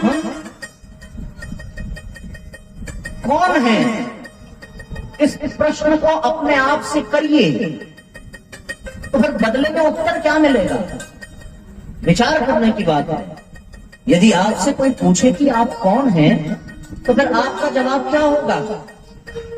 आपका जवाब या तो आप किसी अपने पद का परिचय देंगे, या तो आप किसी अपने परिचय का पद का परिचय देंगे, या फिर आप किसी अपने संबंध का परिचय देंगे, है ना। पद का परिचय दोगे तो फिर आप कहोगे कि मैं डॉक्टर हूं, मैं इंजीनियर हूं, मैं शिक्षक हूं, मैं वकील हूं। अरे ये आप नहीं हो, ये तो आपका पद है, ये आपकी प्रतिभा है। अच्छा ये नहीं दिया तो फिर आप किसी संबंध की दुहाई दोगे कि मैं उनकी माता हूं, मैं उनका पिता हूं, मैं उनका पुत्र हूं, मैं उनका पति हूं। ये मैं और हूं के बीच में ही सारी दुनिया सिमट करके रह गई। मैं लड़का हूं, मैं लड़की हूं, मैं दुखी हूं, मैं सुखी हूं, मैं और हूं के बीच में जो जगह है उसी को भर करके व्यक्ति अपना परिचय। वास्तव में वो कौन है? गीता में जब अर्जुन ने ये कहा है कि सामने में कैसे प्रहार करूं, कैसे युद्ध करूं, पिता है, पितामह है, बंधु है, मित्र है, भाई है, सहोदर भाई है, मामा है, फूफा है, काका है, गुरु है, गुरु भाई है, तब भगवान को पता चला कि अर्जुन अपने स्वरूप को नहीं पहचानता। अरे ये जो तुम्हारे भाई हैं, ये कब तक तुम्हारे भाई हैं?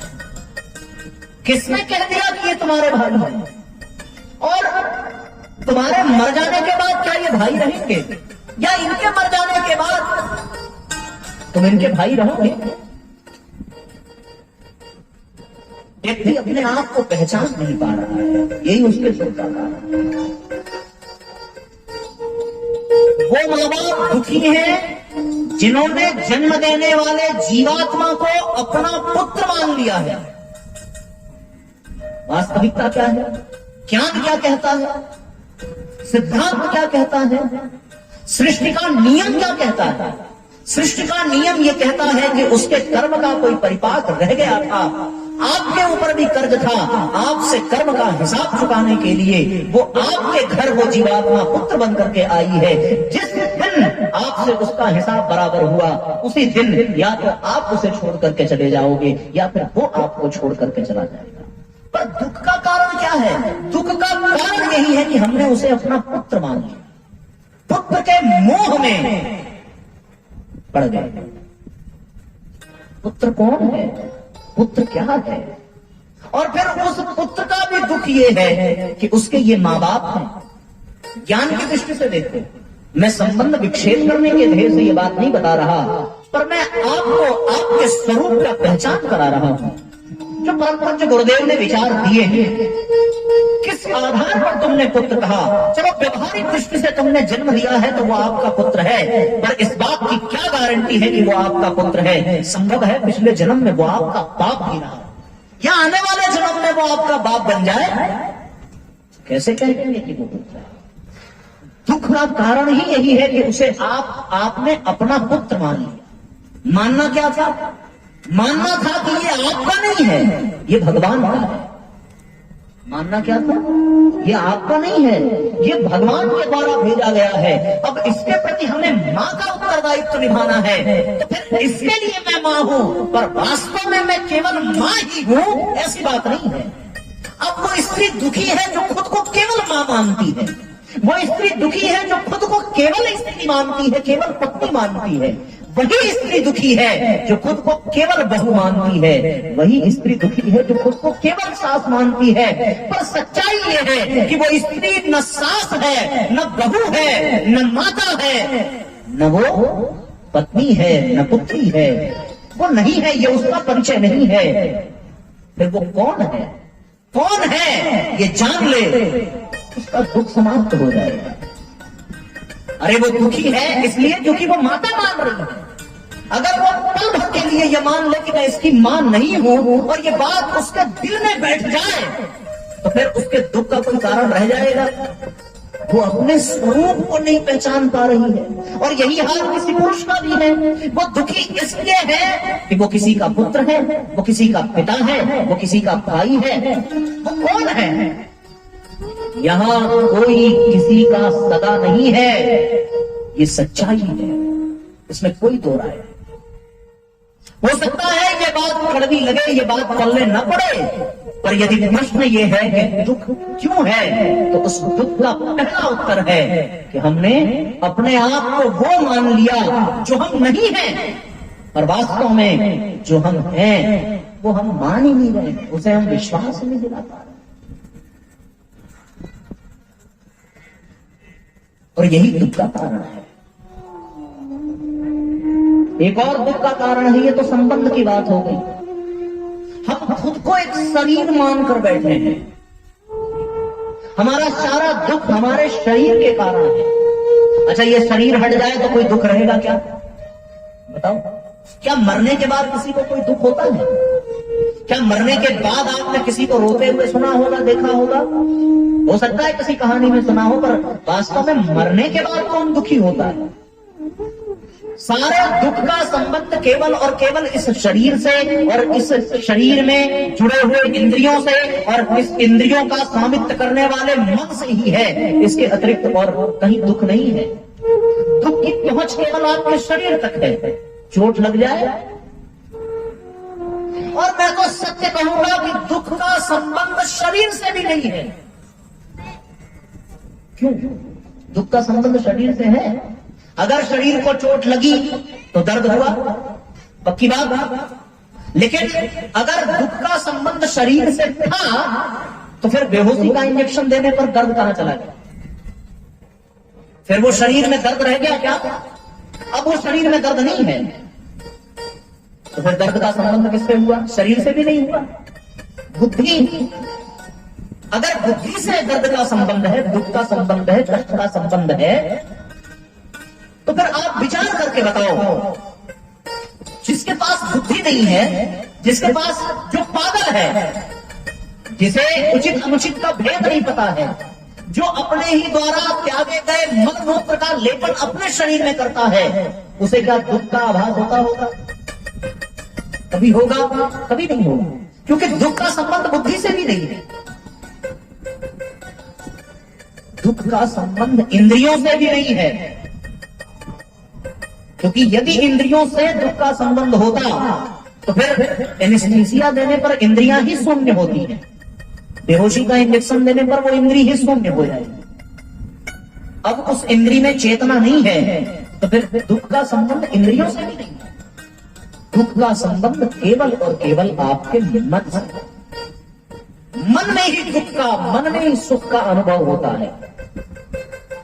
और दुख का संबंध किसी पदार्थ से भी नहीं है, किसी महल से भी नहीं है, किसी पदार्थ, किसी वस्तु से नहीं है, किसी संबंध से नहीं है। यदि दुख का संबंध किसी महल से होता या किसी राज्य से होता तो फिर सबको होना चाहिए। अगर राज्य के छिन जाने से दुख होता है तो फिर ये दुख सबको होना चाहिए, पर ये केवल और केवल दुर्योधन जैसे लोगों को होता है। अगर राज्य का संबंध दुख से होता तो भरत को राज्य मिलने पर दुख नहीं होता, राज्य छूटने पर दुख होता, पर यहां पर तो वो राज्य लेना ही नहीं चाहते। इसका मतलब यह हुआ कि दुख का संबंध राज्य से भी नहीं है, यश से भी नहीं है, वैभव से भी नहीं है। अभी रास्ते में भैया चर्चा हो रही थी, सुख और दुख की बात आपने पूछा था कि वो बहुत, जिनका यश है, जिनका वैभव है, वो बहुत सुखी हैं। अरे सुख का संबंध उनसे कहां है? यदि सुख का संबंध राज्य से होता, यदि सुख का संबंध चक्रवर्ती साम्राज्य से होता, तो फिर भरत उस सुख को लेना क्यों नहीं चाहता? भरत को तो फिर राम के द्वारा त्यागे गए चरण पादुका में सुख मिल रहा है। और यदि सुख का संबंध राज्य से होता, भाई के प्यार से होता, तो फिर विभीषण को अपना राज्य त्याग कर किसी वनवासी के साथ मित्रता करने की क्या आवश्यकता थी? यदि सुख का संबंध भैया नौकरी से होता, पैसे से होता, स्त्री से होता, तो फिर सुग्रीव को कौन से पागल कुत्ते ने काटा था जो अपने राज्य, अपनी स्त्री, अपने बच्चे सब कुछ छोड़ करके उससे युद्ध करने चला है, जिसका कोई बाल बाका नहीं कर सकता? उस रावण को मार दे। अगर सुख का संबंध जीवन से है, शारीरिक सौंदर्य से है, तो फिर उस जटायु को क्या पड़ी थी कि वो रावण जैसे आतताई से युद्ध करे और अपना पंख कटावे? क्यों? इसका तो अर्थ ये साफ साफ निकल करके आता है कि सुख का संबंध जो उत्तर में गाड़ी में समय के अभाव में नहीं दे पाया था। सुख का संबंध कहां है? क्या राज्य से है? नहीं है। क्या पदार्थ से है? नहीं है। क्या स्त्री से है? नहीं है। क्या बच्चों से? नहीं है। क्या संपत्ति, क्या यश, क्या सम्मान? नहीं है, किसी से नहीं है। सुख का संबंध इससे नहीं है। और मैं इसमें सुख है ये भी जान लो, वो जो क्षण भर का है ना, वो क्षण भर का सुख न जाने कितना गुना दुख देने वाला है। आपके मकान को खंडहर बनते देख करके आप दुखी होते हो, पर आपके मरने से क्या वो मकान दुखी हुआ? जब आप मृत्यु को प्राप्त हुए तो क्या वो मकान कभी कोई आंसू बहाता है? क्या आपके दरवाजे पर खड़ा हुआ वाहन ये कहता है कि अब मैं यात्रा करने में सक्षम नहीं हूं, मेरा मालिक मर गया? उसे कोई दुख नहीं होता। पदार्थों से भी दुख सुख का संबंध नहीं है। वो तो कुछ पल के लिए आया है और चला जाएगा। सिकंदर से भारत जाते समय उसके गुरु ने कहा था कि तुम भारत पर आक्रमण जरूर करने जा रहे हो, पर वहां आक्रमण से पहले वहां के किसी ऋषि से जरूर मिल लेना। और सिकंदर जब भारत आया तो फिर ध्यान में मग्न एक ऋषि के सम्मुख पहुंचा। सामने सूर्योदय और ऋषि बैठे हैं तप में। सूर्योदय और ऋषि के बीच में आकर के सिकंदर खड़ा हुआ, कहने लगा, भगवान मैं सिकंदर महान हूं और अपने गुरुदेव के कहने पर आपके पास आया। ऋषि ने पूछा, सिकंदर तो ठीक है, पर महान कैसे लगा दिया भैया? तू महान कैसे हो गया? बोले, इसलिए क्योंकि मैं विश्व विजेता हूं।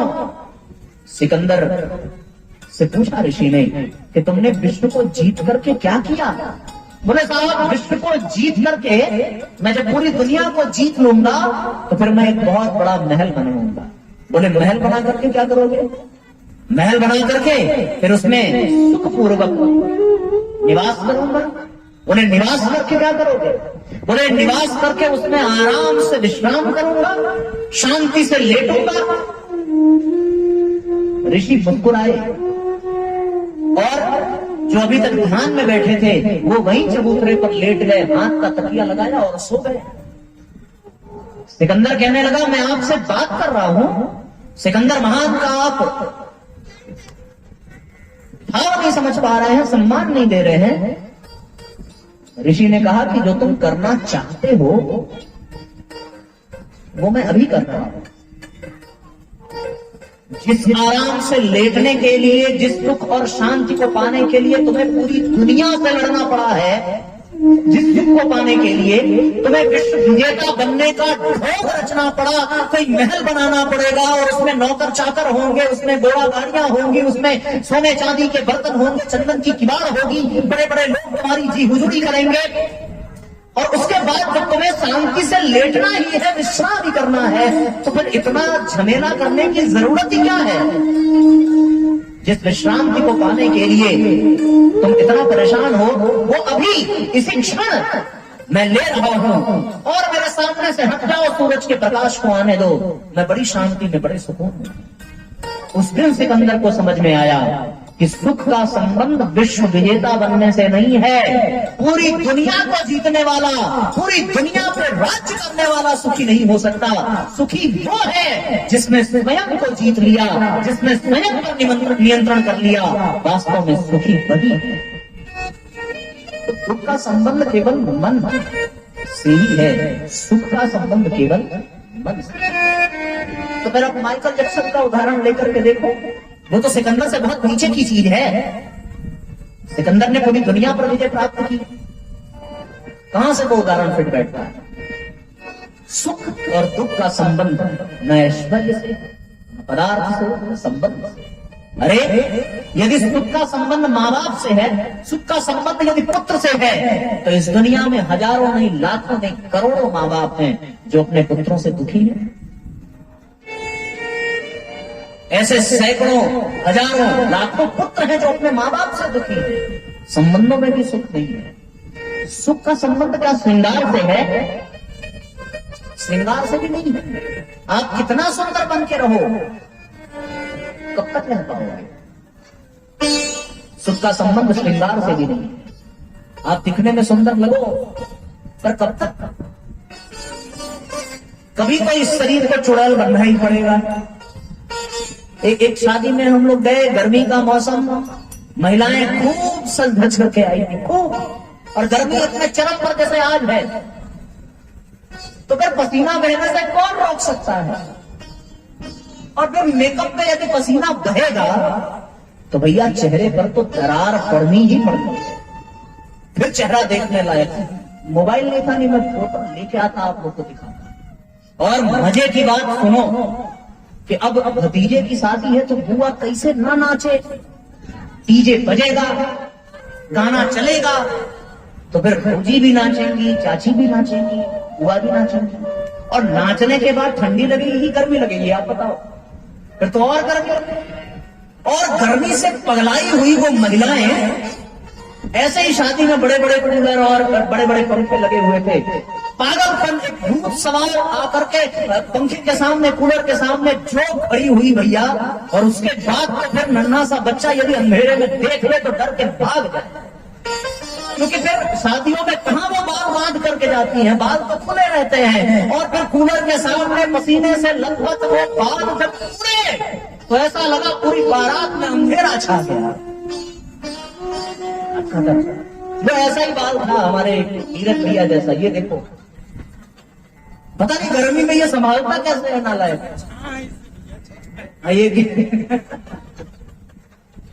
कह रहा छांव है इससे, आप विचार करके देखो।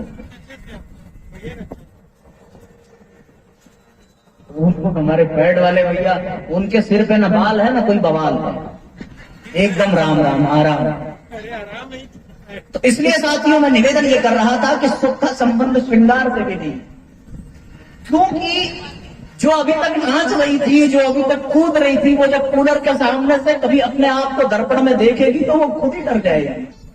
और जो अब तक उसका सुख था, यदि वो स्टेज पे जाकर के दूल्हा दुल्हन के सामने खड़ी हो जाए और फोटो सेशन में भैया जब एल्बम छप करके आ रहे और उस एल्बम में वो खुद को निहार है, तो मैं सत्य कहता हूँ आत्महत्या करने के सिवा उसके पास कोई दूसरा रास्ता नहीं होगा। तो सुख का संबंध श्रृंगार से भी नहीं है। अब ये है क्यों है? क्योंकि हम अपना स्वरूप हैं, हम कौन हैं। यदि हम श्रृंगार में सुख ढूंढें तो केवल हम शरीर तक सीमित रहेंगे। यदि हम संबंधों में सुख ढूंढें तो केवल हम माता पिता, पुत्र पुत्री, स्त्री पत्नी, पति भाई बहन यही बनकर के रह गए, पर वास्तव में हम यही। यदि हम पदार्थों में सुख ढूंढते तो फिर सिकंदर के तरीके से मरने के बाद ताबूत में उसके हाथ बाहर ही गए थे, ये संदेश देने के लिए कि कोई कुछ लेकर के नहीं जाता। सुख और दुख का संबंध मन से, और इसलिए क्योंकि इस मन में आपने वो धारणा बना ली है जो आप नहीं हैं, बल्कि सच्चाई क्या थी? सच्चाई ये थी कि यदि आप अपने मन में उस धारणा को बनाते जो आप हैं, तो फिर बात बन जाती। अब आप कौन हैं? ये प्रश्न है आपके सामने, और प्रश्न का उत्तर यही है। महर्षि पिपलाद ने ये कहा कि मनुष्य अपने स्वरूप को भूल गया है। वो जो है उसे पहचानता नहीं, और जो नहीं है उसे नहीं पहचानता। फिर वो क्या है? तो एक ही पंक्ति में उत्तर दिया कि वो कौन है? बोले वो परमात्मा का अंश विशुद्ध आत्मा है। अब जरा इस दृष्टि से सोच करके देखो, इस दृष्टि से। तो अब क्या आत्मा के लिए किसी मकान की जरूरत है क्या? आत्मा के लिए किसी गाड़ी की जरूरत है? आत्मा के लिए किसी संबंध की जरूरत है? आत्मा के लिए किसी पदार्थ की जरूरत है? या आत्मा के लिए किसी श्रृंगार की जरूरत है? आत्मा के लिए क्या इन चीजों की जरूरत है? तो जब इन चीजों की जरूरत आत्मा को है ही नहीं, तो फिर अब आत्मा के पास दुख आएगा कहां से? क्योंकि दुख तो नहीं है। हाँ, इस आत्मा ने इस शरीर को धारण किया, और वो जब चाहे तब उस शरीर को छोड़ सकती है। जाता नहीं है कोई यहां से, आते हैं सब यहीं पर। सब यहीं पर आते हैं, यहां से कोई नहीं जाता। इसलिए जीवन में हमें ये समझने की आवश्यकता है, यदि मनुष्य की परिभाषा दी जाए तो वो परिभाषा केवल इतनी है कि वो केवल और केवल, न केवल मनुष्य ही बल्कि हर व्यक्ति के लिए एक ही परिभाषा है, और वो परिभाषा ये है कि वो कुछ नहीं है, केवल और केवल एक विशुद्ध आत्मा है। और वो विशुद्ध आत्मा होने के कारण यदि अपने इस स्वरूप को पहचान ले तो फिर भैया उसके जीवन में कभी भी कोई दुख आ ही नहीं सकता, क्योंकि आत्मा के लिए दुख और सुख की कोई आवश्यकता ही नहीं है। आत्मा दुख और सुख से परे है। बस मन में ये धारणा बिठानी पड़ेगी। हम लोग मन में और आत्मा में कोई अंतर नहीं कर पाते। हमें ये लगता है कि जो आत्मा की आवाज है वही मन की आवाज है, पर यदि मन ही आत्मा है तो फिर उस मन में जो प्रेरणा आई वो कहां से आई? बहुत गंभीर विषय है, समझने की कोशिश करो। आपको लगता है कि हमारा मन ये कर रहा है, हमारा मन वो कर रहा है, पर ये जो मन कर रहा है ये प्रेरणा मन को कौन दे रहा है? उस मन का स्वामी, और वो कौन है? आत्मा। ये उस मन का स्वामी। हमको ये लगता है कि बुद्धि और आत्मा में, बुद्धि और मन में कोई अंतर नहीं है। बुद्धि का काम है निर्णय करना, उचित और अनुचित का, अपने अनुभव के आधार पर। पर अनुभव भी बुद्धि के पास नहीं है, अनुभव तो चित्त में है। मन, बुद्धि, चित्त और अहंकार, यही चार अंतःकरण चतुष्टय हैं। जब मन कोई योजना बनाता है तो उस योजना को बुद्धि के पास भेजता है, बुद्धि उस योजना को चित्त के पास भेजती है, और चित्त जन्म जन्मांतर के अनुभवों और संस्कारों के आधार पर उसको पास करता है। तो फिर बुद्धि निर्णय लेती है, और बुद्धि जब निर्णय लेती है तो मन उसमें लग जाता है। और मन यदि लग गया तो भैया आप ये जान लेना कि मन के लग जाने पर मन द्वारा संचालित इंद्रियां भी लग जाती हैं, और फिर व्यक्ति उस काम की ओर बढ़ता है। तो फिर मन बुद्धि को भेजता है, बुद्धि चित्त को भेजती है, चित्त अनुभव लेता है अपने पुराने संस्कारों से, आदतों से, स्वभाव से, और उस अनुभव पर फिर वो बुद्धि को पास करता है, फिर बुद्धि मन को, मन इंद्रियों को आदेश देता है। पर ये सारा खेल किसकी निगरानी में चल रहा है? केवल और केवल आत्मा की निगरानी। आत्मा इन सबसे ऊपर है। और हमने यदि स्वयं को मन मान लिया, जैसा मन किया वैसा करने लगे तो फिर हम बेकार हो गए। जैसा बुद्धि में आया वैसा किया तो फिर बेकार, जैसा चित्त में आया तो वैसा किया तो फिर बेकार। लेकिन यदि हमने आत्मा के अनुसार कुछ किया फिर कोई गलत नहीं हो सकता। आत्मा द्वारा किया गया निर्णय, उस पर फिर बुद्धि का हस्ताक्षर नहीं चाहिए, उस पर मन का हस्तक्षेप नहीं चाहिए, उसमें चित्त और पुराने जन्मों के संस्कार की आवश्यकता नहीं है। आत्मा स्वतंत्र है, आत्मा ज्ञान स्वरूप है, साक्षात ज्ञान ही आत्मा है, और उस आधार पर, ज्ञान के आधार पर आत्मा है। तो फिर ऋषि ये कहता है कि व्यक्ति आज अपना स्वरूप भूल गया, वो अपने मन के अनुसार भागा जा रहा है। अभी मन किया पानी पी लूं, थोड़ी देर बाद मन किया कोल्ड ड्रिंक पी लेते हैं, थोड़ी देर बाद मन किया लस्सी। अब बिना सोचे बिना विचारे बस जो मिले घपाघप पीते जा रहे हैं, बेकार। फिर शरीर का स्वास्थ्य बिगड़ेगा, परेशानी होगी, खर्च होगा।